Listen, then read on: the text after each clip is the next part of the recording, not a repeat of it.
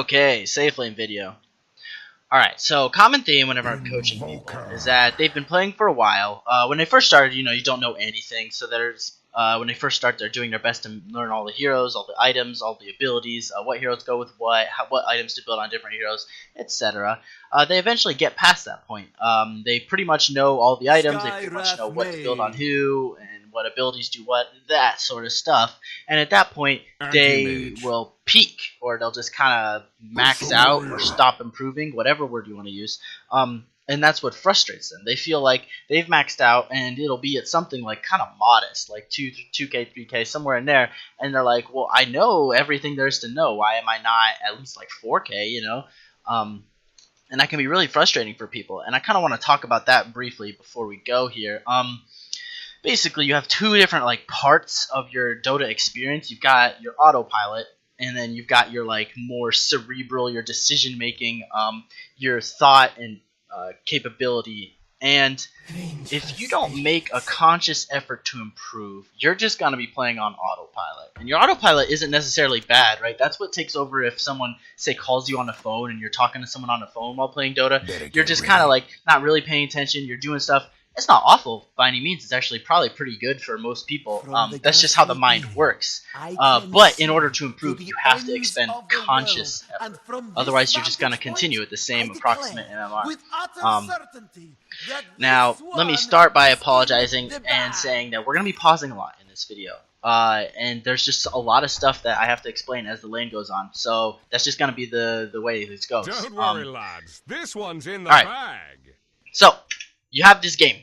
This is Miracle. This is Miracle Smurf. So this is this is not 9K because this is Smurf. I think this was like 6.5K, somewhere in there. Still respectable though, and it's the person himself I'm following, right? Okay, so first thing that happens is in any game, you've picked your hero and all that, and then you need to look at the enemy team and look at the heroes and what your lane is gonna be.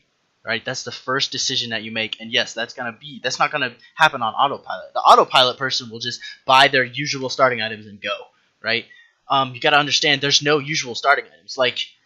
If you want to get better, you have to start actually playing the game that you're in, as opposed to you've memorized what the pros tell you to do. That will get you pretty decently far, but at some point when you cap out, you need to start trying to win again. You need to customize your builds for each game. Okay, so.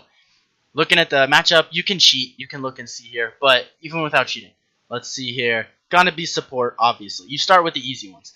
Probably mid, only because they don't have any other mid heroes, really. Probably safe lane, only because they don't have any other safe lane heroes. I mean, technically, this could be off lane, support, this could be jungle, whatever. This could be safe lane, or sorry, this could be even mid, but you always go with the most common, quote, because it's the most common. Most of the time, when you play against people, they're also playing whatever they memorized, whatever the pros told them to do. They're not going to play outside the meta. So you can actually use that. That's the cerebral part of Dota. Now, Miracle, he's played so many games, all of this is probably autopilot for him. He probably glances up, okay, it's going to be a hard lane, let's get a shitload of regen, moving on. But, since that's not autopilot for you, I'm going to explain it. Okay, so yeah, like I said, safe lane, mid, that leaves these two. Definitely, he could be a jungler, he could be offlane or jungler, and this could be maybe a safe lane, tri-lane support sort of situation, or he could be offlane. If this is dual offlane, that's going to be a hard offlane, right? And probably less likely to be a jungler, or sorry, a tri-lane safe lane, because none of these really do jungle camps efficiently. And if you put him in a jungle, then suddenly he has to solo offlane. That's really hard. Anyway, so this is a reasonable matchup you might look at and be like, oh, this is going to be a hard offlane, which of course Miracle did. Now, normal starting items. Again, there aren't really normal starting items. But the closest thing is you're going to get many safe laners. Most of the time, they're agility carries that are melee. That's just the most common archetype. Doesn't mean you can't do other ones, but it's probably the most common. Stout Shield, generally a pretty safe bet. And then 2 sets of regen. By that I mean 2 sets of tangos, 8 tangos, or 4 tangos and 1 healing salve. Well, look, he's actually made an adjustment already. He's got 1 extra, right? He's got 2 sets of tangos and 1 healing salve. Okay? Why is that? Again, like I said, more a strong enemy tri-lane. This more regen gives him just a little bit more to work with, a little more HP pool. It allows for, one more mistake where maybe he would be sent healing. He's got this, he would be back to full HP. Okay. Other options like that he was weighing that against. Maybe he would have saved this money and had been a little bit closer to Poor Man's Shield, right? You can still, interesting to note, you can still get, or not interesting, but important to note, you can still buy Poor Man's Shield in the side lane, right? Obviously, you just go to the shop and buy it. You cannot buy more healing at home. So that's why if it's going to be a hard lane, you want to just stock up on the health potions because you can't get this once you're out in a lane. And you absolutely should not be using the courier as a safe laner or off laner. Doing that sort of stuff can instantly lose your mid lane, his lane. Like, you take away his bottle and he gets his bottle a minute and a half slower. That's like the equivalent for him. That's the equivalent of having his courier sniped. And you could, I mean, everyone knows intuitively you can lose your lane courier sniping. So people who do that, that's a really bad habit you need to stop. Once you get past like 4K, 5K, pretty much everyone knows that. Like, the two side laners don't ever use the courier. So if you're still doing that, I mean, that just may be something that no one's ever told you. But that's what the side shop is for. You need to adjust your item builds so that you can get everything you need in the side shop. You can start using the courier maybe 8 minutes or so, and then whatever.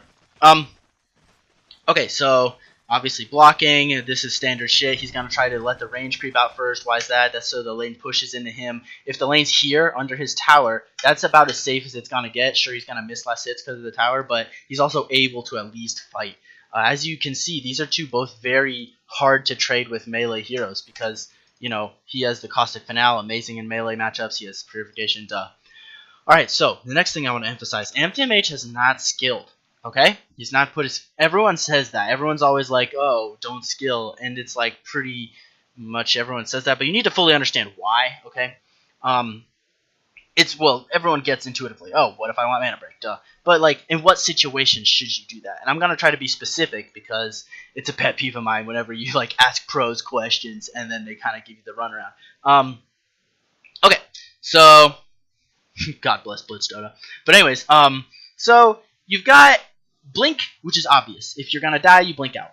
Mana break, a little bit less obvious. Let's say, for example, I've got a friend who played, or not a friend, but someone I coached, he's playing anti-mage versus a bristleback. That was the lane. And he picked level 1, he picked Blink, just on autopilot, right? He didn't even consider this a decision, he just did it. Well, they go up. The bristleback picked, I think, Quill's level 1, but maybe the bristleback, say in a different world, he could have picked bristleback level 1.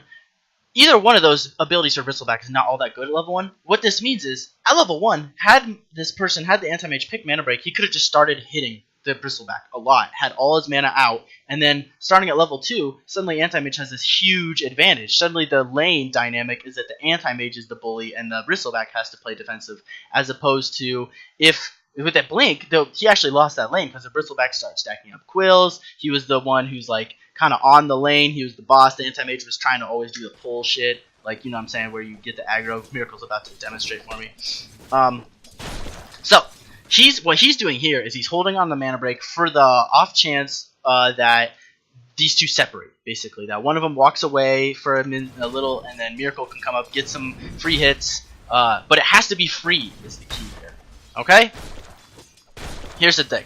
Free damage wins games. Okay? If you're looking at this lane and you're looking at the autopilot, we talked about this concept a little bit in my last video. There's this concept of trading, right? Where who wins if these two just fight to the death? Who knows? It's kind of tough. It's like it's actually super close. Look at their stats here. Very close in damage, very close in armor. He's got a stout shield, but he's got a couple creep. Like, you don't know. And so it's close enough that neither hero is just going to start trading till they die, because that's not how you win lanes. Free damage is whenever you know you'll win by a good margin. Like maybe you have 3 creeps and a support and they're just out on their own. You know, so that's when you just start hitting them. And if they hit back, they're going to die, so they're not going to hit back, right? So if you have that advantage going, if you have that like advantage of you can hit them and they can't hit back, that's going to win you lanes. That's going to win you games. That's like a very important concept to understand, right?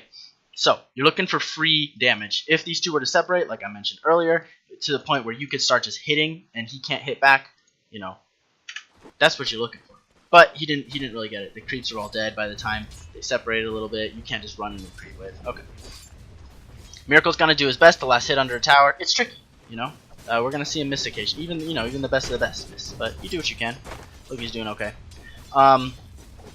this is one thing, like, you'll notice here, I believe Miracle actually just holds his skill point until hitting level 2, at which points he just gets both. And so people will see that and they'll be like, well, what's the point of even holding the skill point?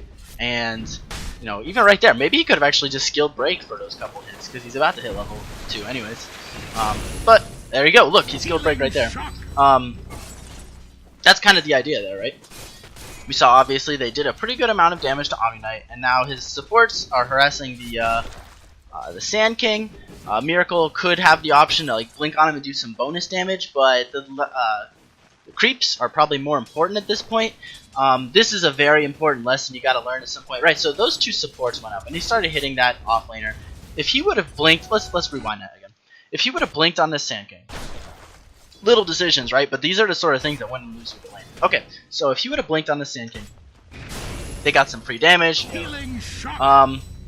Then it's obvious that he's running away and his supports are going to try to get some damage on this guy. If he would have blinked, he would have missed these last hits, but he would have gotten some more damage on the Sand King. Like free damage, as we talked about, right?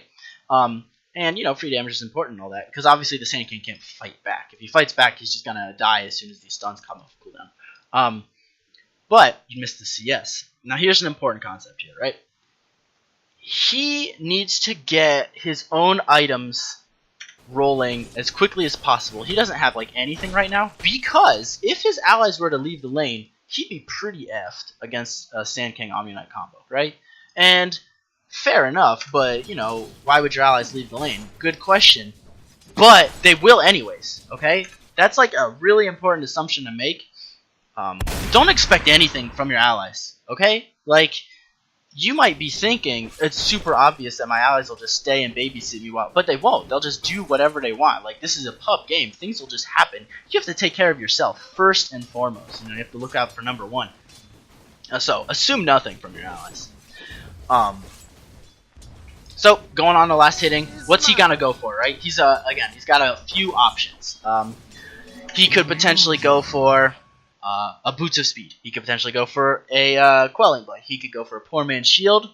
He could go for a Ring of Health. Those are probably his biggest options. So the pros and cons to each of those. Ring of Health is going to be the most defensive possible one, because it's going to give him, even though he has a lot of regen still, it's going to give him just a steady source of regen that'll just keep going.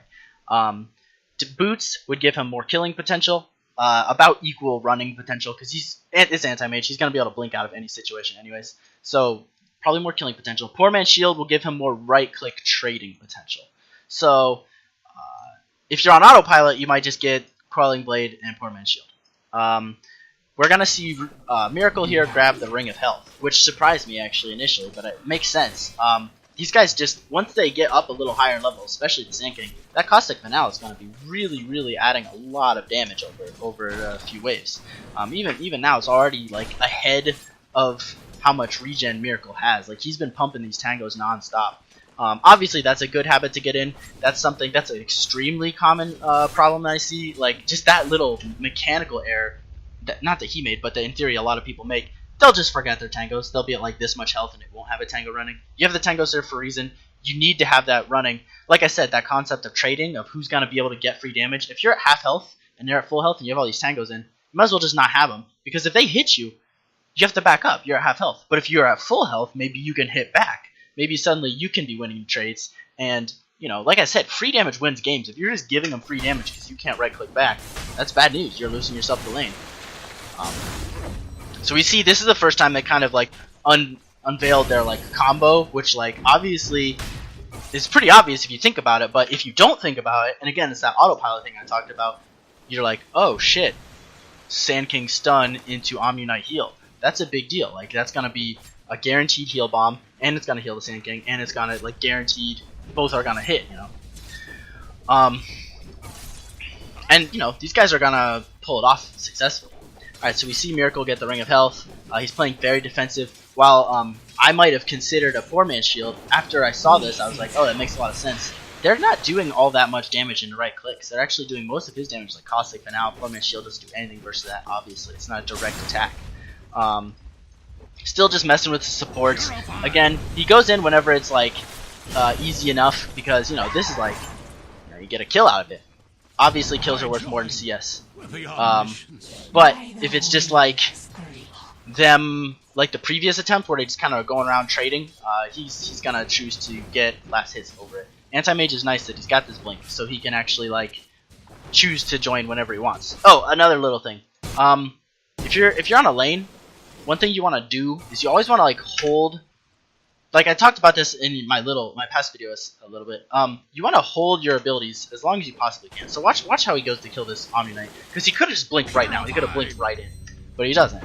He walks up and he just gets as many right clicks before the Omni Knight gets out of his range, and then he goes just a tiny little blink for the last hit. Ended up not even needing it because the Ancient Spirit had it, but you can see like in a different situation, maybe he missed that kill if he already blinked, you know, something like that. So if you're able to walk up, definitely do that. Okay, good. So next item he gets, Quelling Blade.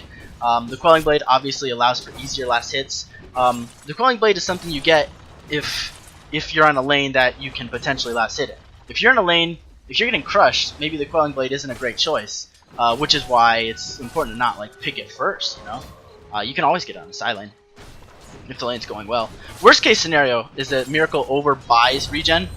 Look at that. He's just being a total pain. He's rushed the Soul Ring, so he's gonna have unlimited mana way earlier than maybe a lot of players would have. But Miracle's very adaptive, very strong build here, is giving him the ability to just stay on lane. Yeah, like I was saying though, worst case scenario is he overcommits to healing and he ends up selling the flask and gets half of it back. He only wastes 50 gold there. Worst case scenario for underbuying regen is that you just straight up lose the lane in a lane that you might have won. Maybe he would just be sitting here and these two heroes would be hit. Alright, so there we see that combo again. It turns out he's waiting for the caustic finale to go through. By the way, people who don't fully understand how this works yet, it basically puts one buff on you, and you can read which one it is. It's confusing because they both have the exact same picture, but this will pop and do a little bit of damage. If he had started his healing salve right away, it would have been canceled. So this is now just the slow. It's the second buff, identical icon, but this one won't do damage. Alright, For justice. Look at that. Almost died. Miracle has a pretty good idea of how much damage that is, specifically 160 pure damage. Sorry, 180 pure damage. And he knew he would live, right? This is an important corollary to the previous rule. You know, expect everything or expect nothing from your allies, but at the same time, you have to respect your enemies. You have to expect that they will play their heroes right. So if, for example, he's playing at 300 HP, to the point where Sand King could Burrow Strike and Omni Knight could nuke it and he would just die. It's a bad idea, obviously, right? But I see people doing that because they're like, oh, but the enemies probably won't hit their combo. I mean, that might be true, whatever skill level you're at. Like, oh, the enemies probably won't hit their combo. But if you want to improve, you have to play as if you've already improved. You know, you literally have to be playing at a 4K level to get to 4K. You can't improve hoping that your allies will keep playing at a 3K level. Guess what's happening? Or if you play assuming your enemies were gonna play at a 3K level, you'll never improve, right? You'll just break even. You do not deserve this. He's gonna never go in when he's at a low enough HP that would cause him to just be popped by their combo, right? He's got a ring of health. He has his tangus. Alright. So, simple last hitting. His allies are doing pretty well, getting that going on. You'll notice his allies have actually been doing a great job of pulling the creeps for him, getting the creep equilibrium like somewhat favorable for him the last hit. That's like something that's nice, but again, you can't expect anything from your allies. You have to, you know, play as if your allies aren't there. Miracle's doing just fine. He doesn't need to do anything different. But saying your allies, let's say it was always here, he should himself go for this pull, right? 52 would be like a great time to do it, because then not only can you pull it up there and it'll pull, but also stack. So you get a stack there, 2 for 1, and it'll deny your whole wave. I was bunch coaching this guy, and I was like, okay, you need to do a pull here, and he just didn't. And I'm just waiting for him to do the pull. I'm like, okay, do the pull. And then eventually he was like, yeah, but I shouldn't be doing a pull. It should be my support.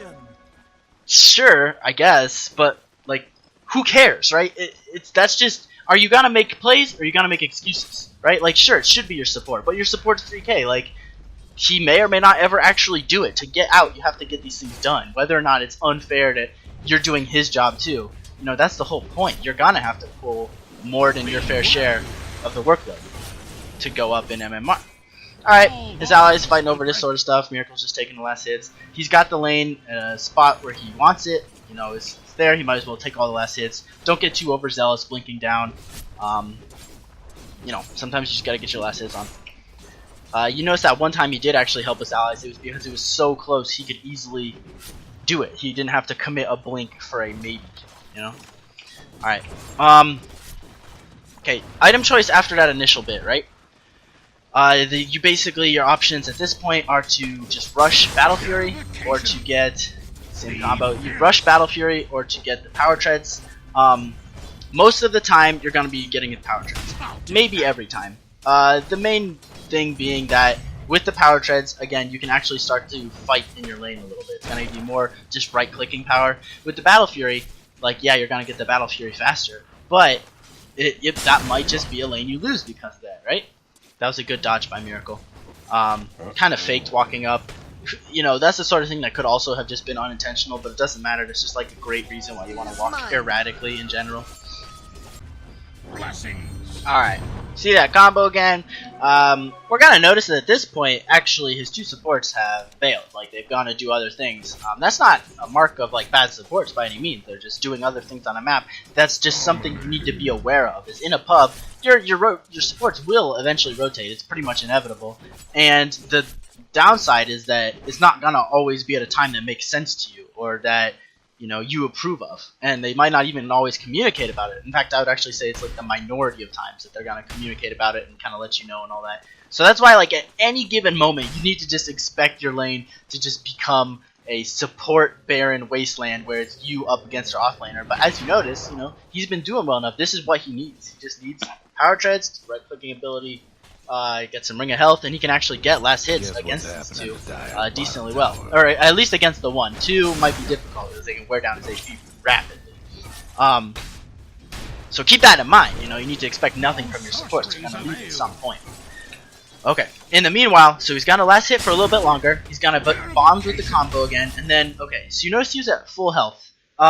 It's kind of hard to estimate the damage of these combos, right?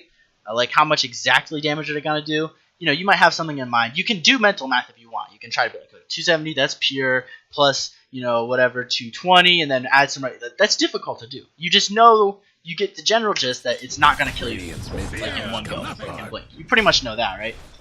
Well, you see, that's what he did. He went for a couple more right clicks to try to, you know, just burn some mana. But then, he's low on health, right? Like, he's below, like, for sure he would die here. Like, you know that much, too. So at this point, all that stuff I was talking about, like, oh, he's been playing well, and now he can actually win the lane against the Omni Knight. But now he can't, because these two can kill him. And on top of all that, we just got a teleport of the Ursa, which he knew about. He had this ward. So, going to Miracle's vision. He knew about that fully. He saw the Ursa teleport in. So that's the point when you start thinking, like, oh, maybe this lane is unwinnable at this point. Because it is. You know, there's no way he goes up and last hits successfully against all that. No, he would just die, right? So, at that point, you have basically your only other option is ditch the lane. And, you know, stay a global presence, always. You know, you have that teleport skill. That's going to open up doors that aren't normally there. The off lane is just completely empty and pushed in even, so he's getting some last hits there. We're going to watch a quick kill on Skywrath and go to the next game. Skywrath just tries to fight him, nowhere near enough damage, overestimate himself. Miracle switched to Strength Treads, pretty good play there, don't think it made a difference. Yeah. Okay, second game we're going to be looking at, it's going to be Matumbaman on the PA. You know, the usual, glance at the matchup, that's going to be mid, obviously. Safe lane, obviously, probably support dual off lane, kind of, again, a hard lane. We got another Sand King, great against melees. Matumbaman's build, Stout Shield, 2 sets of tangos, and then he grabs the Enchanted Mango, which is interesting because it gives him a little bit of HP regen and mana regen, effectively. You know, obviously the regen and then a little bit of boost mana. Anti-mage, you pretty much don't need that, but you can easily run out of mana on this hero between all the dagger spam and the occasional blue strike. And then Iron Talon, or Iron Branch, I mean, obviously can become, you know, something to spend your gold on. It could become down the road, it can be a magic wand, but also it gives you a little bit of flexibility. It's in effect 1 extra tango if you want to eat it, so there's that. Alright, same sort of thing with Phantom Assassin. You see him doing the same pulls, just kind of moving them towards him. That's going to allow him to maybe get a last hit or two. in case, you know, we'll go over this again. Basically, you right click on the enemy hero, it pulls the creeps, and then that aggro pulling lasts like, I don't know, maybe whatever this is, 2 seconds. And then after that, you see he pretty much has the timer down, so he's already turning around and doing it again. He's right clicking again as the timer's running out. And so he's able to get them actually pulled all the way off the wave. You have to do it multiple times. If you just do it once, it'll last about 2 seconds, then they'll go back to the wave, and it'll help, but it's not like exactly what he wants, which is where it's gonna be under the tower. Pretty good lesson with the dagger there. First item, he's gonna get the boots. And this is an important difference here, right? These heroes, this Undying and Sand King, they're pretty much gonna have like a run at you type play, like where they're just gonna drop their shit and then run at you and try to kill you. And you need to like be ready for that. With the Sand King, with the anti-mage versus Sand King Omni Knight, they can't really do that because he can just blink out, so they have to harass him down over time. Whereas with this hero, they might just be able to just kill him, and you can already see him like posturing for that, right? But this is why I believe that's like a big reason why he decided to go boots early, right? He can get the Ring of Health, but the Ring of Health won't matter if they're already able. Look, they're diving him at full health. Like he started this battle with his full health under his tower, but the boots are gonna make it just a little bit more likely he's able to play them and, you know, do clever stuff like this. Certain lanes, like these run at you type lanes, you need to put, you know, minimal amounts of money into regen and just all of your money into like stats and stuff that will make you most likely to live or win should they just run at you under your tower. But we're gonna see that instead of getting more regen, he's gonna get just like right clicking stuff with his money here. Alright, so they dive him again, pretty good play there, he blinks out. You see him running away, they're diving him even farther, he has to keep walking back. At this point, he's almost to his tier 2. At this point, it's like he's just gonna walk back and heal, right? Like, keep that in mind. You know, that's an option. Like, yeah, it sucks having to walk back, but if you're already halfway there, you might as well just finish it, TP back in. The other thing is, if they were diving you that whole time, which they were also missing last hits. So both teams missed last hits in that little matchup skirmish thing, and he's at least going to be able to use his money, get a magic wand, get some Ring of Basilius sort of shenanigans. Why is he going to do this? This is just like what he deemed would be the best for just trading. If they start just running at him, this is going to help him the most. You know, tons of spells being spammed gives a lot of priority to the magic wand. Upgrading it to the magic wand because you actually get a ton of stats. I mean, that's 12 stats for 250 ish. And then, you know, Ring of Basilius, get some armor, get some mana regen. Fair enough. He's actually leaving it on. I don't believe it actually makes much of a difference, to be honest, because the creep wave's gonna push unless the enemy team wants it to push, in which case they just nuke it down. Alright. He's going for the Sand King, no luck. Actually still got kind of a lucky thing there where Sand King, I believe I heard a flask go off there. Yeah, okay, I think the Undying flasked him. So, where'd that flask come from? Oh, did it? Oh my god, the courier delivered it. Yeah, so he flasked, actually that dagger canceled it, which is nice. I mean, that gives the Sand King one extra trip to the fountain, which gives him a Tumble Man just a little bit more. You also might notice, I think he's able to use his tangos. I think he bought an extra set when he went home. Healing up with the Blood Rage. Alright, so this gives him a little bit of time on the lane, right? Like, this guy's going to healing. You know the Undying's not just going to run at him 1v2. Obviously, Undying has the mana to, but he's not going to because it's just dumb. So, he's going to obviously do some less hitting, and he's going to get whatever he can with this, like, whatever he thinks is going to help him the most in the next battle. So, it's probably not going to be Quelling Blade, right? This is one of those, again, your first goal is to win the lane. These are hard lanes, so you have to do everything you can to help that. I'd say his main two options here are Phase Boots or PMS. This is another one of those lanes where a lot of their damage is magical. Like, they don't right-click all that much. Creeps do, granted, but creeps actually, there's not much of a difference between Stout Shield and Poor Man's Shield in terms of creep damage. Both of them give about a 50%. For some reason, Poor Man's is 53. I don't know what that's all about. 50% chance to block, and it's 8 versus 10 damage, so not much of a difference. Granted, Poor Man's Shield does give 6 agility, which is 6/7 of a point of armor, but that's trivial. Okay, so staying back, doesn't want to give the enemy any free damage to him if he can. I think that one he actually dodged. Good on him. Got the extra stick charge. Right there, he saw an opening and he went for it. Ends up killing the tombstone.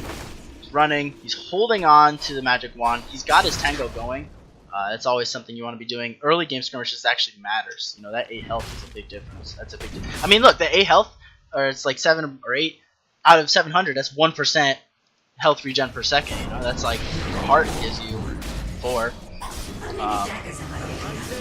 He's actually able to get kills like they. Let's watch this again. He's actually able to do very well here because it's a battle under his tower, and he was able to kind of play a little bit around this magic wand. You know, the enemies might have overextended a little bit. So gets another double kill. He's up to 4 kills in a very hard lane. You know, as we can see, his last hitting's kind of sucking, but that's just the name of the game. You know, these are these lanes where it's just gonna be fighting the whole time. You can't worry about the last hits too much because, look, he's still nearly top of the net worth, even though his last hit's been terrible, because of all the kills. Phase boots, great choice. He's keeping the tangos running. Obviously the phase boots give him more mobility. The important thing here is to not get too cocky, because even though he's got this huge lead on net worth and levels and all that, he's still just a hero that's worse than their heroes in early game. So he's like last hitting safely just because he can. He's Phantom Assassin. He can do this, put a little bit of harass in, anything to make that inevitable clash, you know, go more his way. He's out of tangos, but he's almost at max health. Good. They're playing very defensive, so he's backed up a little bit. Undying actually went for the flank. He decides to go for this the kill on Sand King, which ends up, you know, kind of not working out for him the way he wanted to. He ended up dying there, unfortunately. Granted, he still got a kill, but at the end of the day, you want to just get kills and not die, obviously. So they were able to. Bloodseeker was able to get the return he wanted.